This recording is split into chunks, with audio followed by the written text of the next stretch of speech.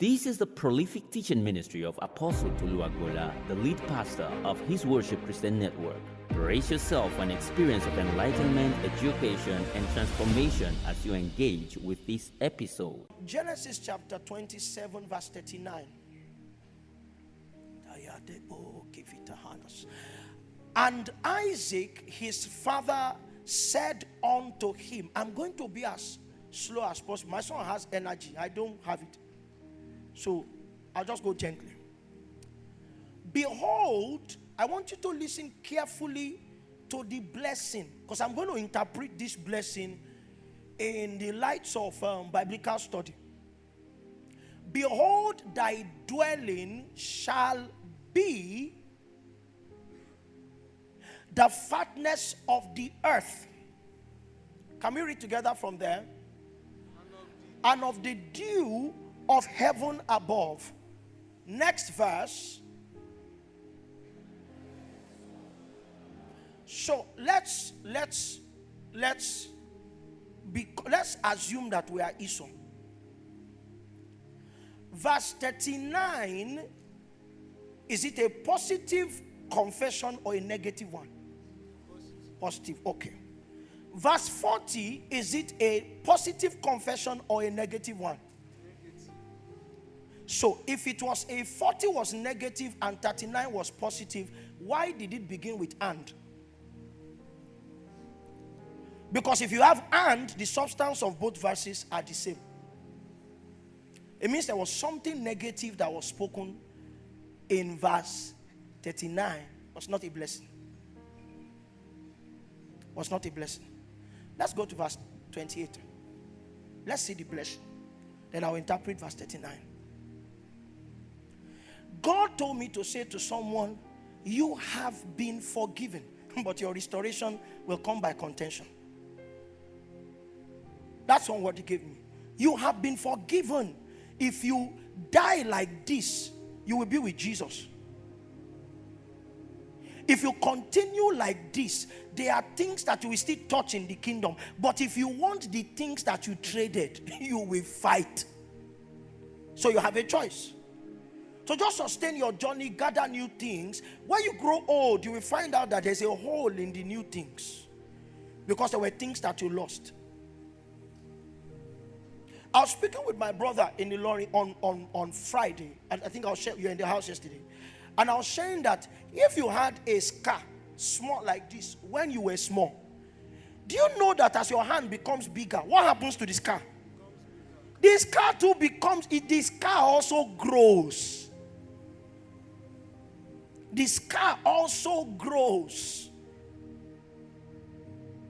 In case we choose not to understand the things of God, the admonition in Romans chapter 1 is that God has left the workings of his things in the visible nature so that no man will be without excuse. Scars don't disappear, they grow with the one who carries them.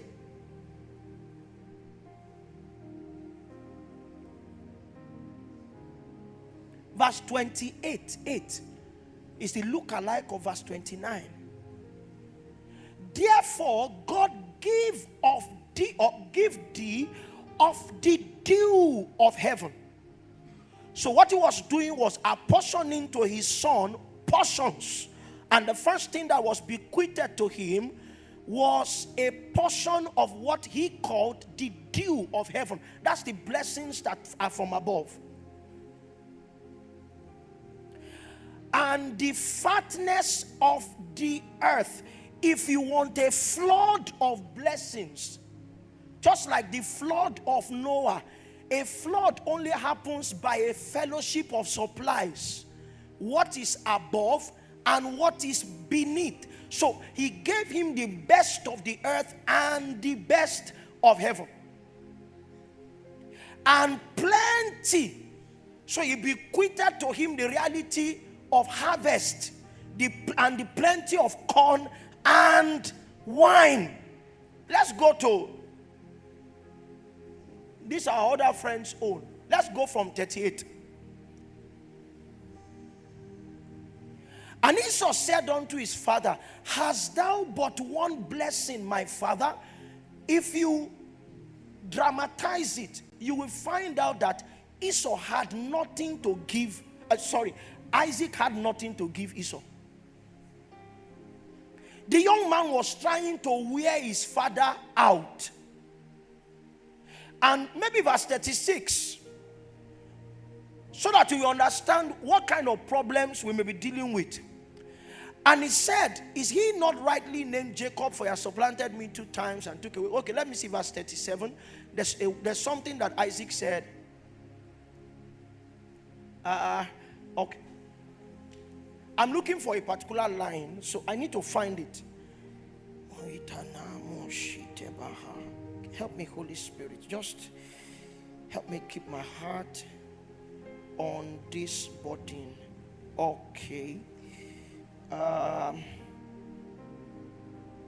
Okay, so he did that. Good. Okay.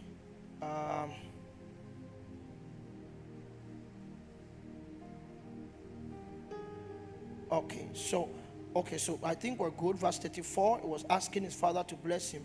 And the father said, thy brother came with subtlety and had taken away thy blessing. So as far as Esau was concerned, he had no more blessing. Are you with me? There was no more blessing. What was your lot has been taken. We can't recreate it. If we talk, nothing works. That's where I'm going to. He had taken away thy blessing. What heaven allocated to you is gone. Like saying subsidy is gone, and it is gone. Are you with me? Okay, that's in what verse? That's in verse 35. And he said, is he not rightly named Jacob, for he had supplanted me these 2 times and took away my birthright, and behold, now he hath taken away my blessing. And he said, hast thou not reserved a blessing for me? Now, whatever you see after that question is the definition of what remains. What I'm trying to make you journey into is the realization of the need for contention. So somebody says, is there no other thing you have reserved for me? So let's go to 37. He now said to him, and Isaac answered and said, behold, I have made him thy Lord. Is that a blessing? It means your portion is now slavery. And all his brethren have I given to him for servants. And with corn and wine have I sustained him. These were explanations of the blessing of Jacob. Jacob, he didn't hear it to the end. God is now speaking it to Isaac is now pronouncing the blessedness of Jacob in the ear of someone who will serve him. That's what remains, the commentary of the blessing.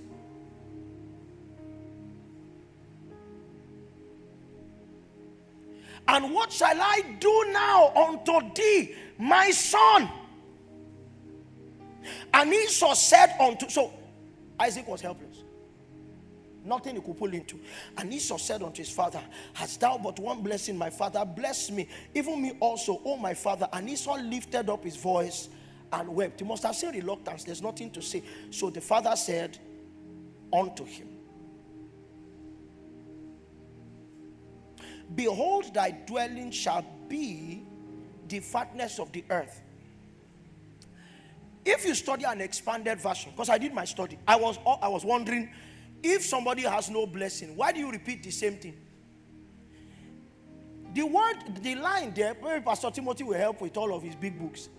What Isaac said to, verse 39, that's where I am. What Isaac said to Esau was, behold, thy dwelling shall be from the fatness of the earth. It means you will exist away from where the land is profitable. If you use a more ancient translation, from. They will look for a place where the land is not buoyant. And that's what they will give you. Your portion is not a king, so you cannot dwell where fatness is. And he says, and of the dew of heaven above. It means where rain falls, it's not where we will give you. It was negatives. It was better that he didn't hear it. He was building into the damage that that transaction had created. There were lands allocated for bountiful harvest. You have been cut off from it. And maybe what I will do is do the geography of the Bible to find out what the agricultural prospects of the lands where Esau sat were. But that's the word. Some translations, okay, this one even has, thy dwelling shall be the fatness of the earth. Is from. Oh, nisimbe imbito jina na mafiesi. You will not know how bountiful the earth can be. You will not know the blessings of heaven. And then it continues into the next verse and employs the word and. It means it's the negatives I was speaking about that I am still sustaining.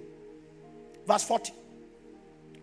And by thy sword shall thou live. So he was giving them a warrior mindset. They will be like vagabonds. They will be ruffians. If they eat, it will not be because God blessed them. It will be because they fought. So, as my son was speaking to us, that Esau came and met Jacob and said, oh, well, I have my stuff. Everything he had, he fought to have it. He went back to Genesis chapter 3. The land could no longer bring forth for him. And I'm speaking to a few amongst us. You can have tongues in your mouth and this thing can be happening. Where you find out that because of a gate of error, something that God has forgiven, toil has become your portion. I am in no way belittling the sacrifice of the Christ, because the sacrifice of the Christ is our platform for recovery. But we won't sit into it.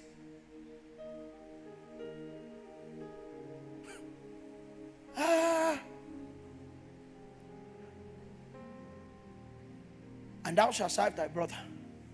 And it shall come to pass when thou shalt have dominion. Some other translation says when thou hast become restless. It means dominion and restlessness are synonyms. I don't have time to look for it. I actually think that one backs the other.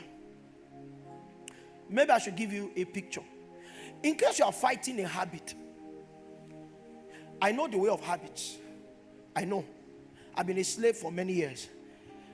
I know the way of habits. Every time, whatever, your soul, a spirit, because some of those bondages are soulish, others are spiritual. When it comes and says, go and do that thing again, you just go gently, right? Your life is manifesting the absence of dominion. Dominion is the ability to self-govern. It's kingly rule. It's not that something will not tell you, do this thing. But as a king, you can condition what your soul thinks. You can condition what your hands do. You can condition what your mouth tastes. That is dominion.